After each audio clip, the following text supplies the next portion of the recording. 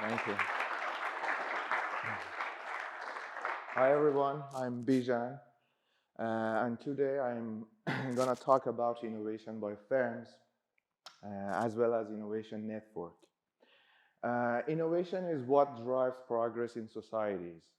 History is full of examples which shows how it changes the way we live. Think about the innovation of fire. It completely changed the human life. Or the invention of the wheel, the invention of the steam engine, invention of electricity and lamp, and as a most recent example, the invention of AI, which was actually the artist of the pictures in my slides. I think I should get it credit.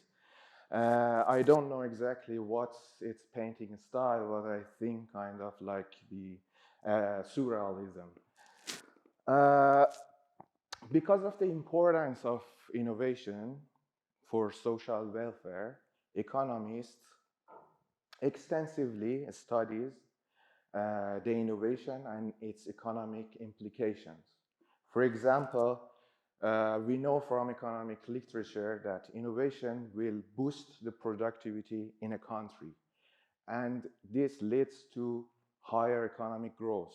Or they even studied the shape of the innovation of network. For example, they argue that if most of the innovation happens by by the technologies which are more central within the innovation network, then its effect on economic growth would be much higher.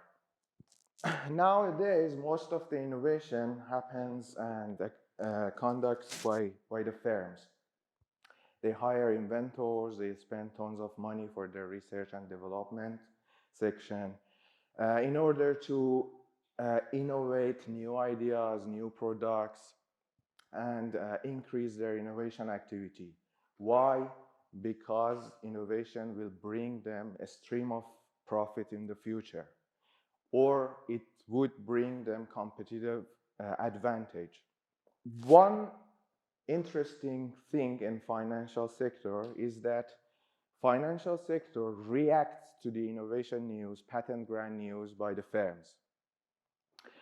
Because, as I told you, innovation by one firm will bring the firm a stream of future profits. And stock prices kind of reflect the investor's expectation about the future growth of the firm. So investors' expectation about a firm should go up when the firm innovates something new, and its stock price should go up. Leonard Cohen, who's a professor at MIT, uses this stock market reaction as a tool in order to come up with a measure for the value of innovation for the firm itself. However, innovation by one firm could affect the other firms as well. There is externality on other firms. One channel through which innovation by one firm could affect the other firms is knowledge channel. When one firm innovates something new, all technical details of that innovation would be available to all other firms and public. And actually, they use that innovation in order to come up with their new ideas. There's a famous paper by Daron Acemoglu, who's also a professor at MIT and who recently won the Economics Nobel Prize. And in that paper, Daron shows that innovation by technical sectors, by upstream technical sectors, will translate into more breakthroughs and innovation in the dependent technical sectors. So there is a knowledge spillover. Now the question is there any way we could estimate the value of these knowledge spillovers for the other firms? The answer is yes. In my research, I'm using the citations between firms. So firms are citing each other. And we can track, just like academia. For example, if today NVIDIA innovates something new, and in that innovation, NVIDIA is using information from past innovations by IBM, then NVIDIA should cite IBM, and we can track of these citations. Using the citations between firms, I estimate the knowledge dependencies between firms. I create a dynamic network between firms, and actually the network between firms is super interesting. Here you can see only the citation network between 48 different sectors in the US. It's super interesting how dense this innovation network is between different sectors, how firms rely on each other, how firms stand on the shoulder of each other in order to innovate something new.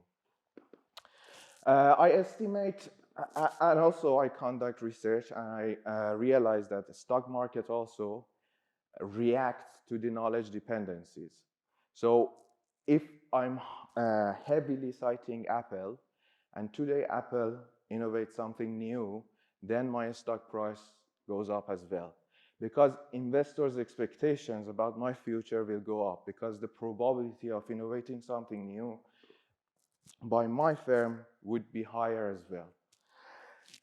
However, there are other channels through which innovation by one firm could affect the other firms. Competition is the other channel.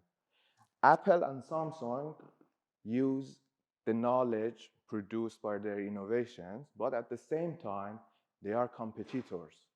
Innovation by Apple brings Apple competitive advantage, and it will harm Samsung's stock price.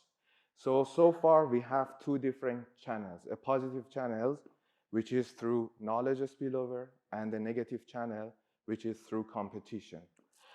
The other channel through which innovation by one firm could affect the other firm is supply chain. For example, Panasonic is one of the biggest suppliers for the Tesla. If today Panasonic comes up with a new innovation, for example, innovate a more efficient battery, then we should expect that it would be beneficial for Tesla as well. And the financial spillover for Panasonic on Tesla would be much more pronounced. So overall, I found that innovation by knowledge source will affect the stock price of the dependent firms. If the knowledge source is also competitor of the dependent firms, then the financial spillover will be diminished. And if the knowledge source at the same time is supplier of the dependent firms, then the financial spillover would be much more higher. At the next step, I'm expanding the network. I'm considering all the competitors, all the vertical relationships between firms in order to aggregate all these values and using the stock market as a tool in order to come up with a number which measures the social value of innovation, the total value of innovation. And this number is very important for the economics because governments spend tons of money for the R&D of the firms because they want to increase the social welfare. And if they know what's exactly the effects of their spending on the social welfare, then they could spend their money more rationally. And thank you so much for your attention.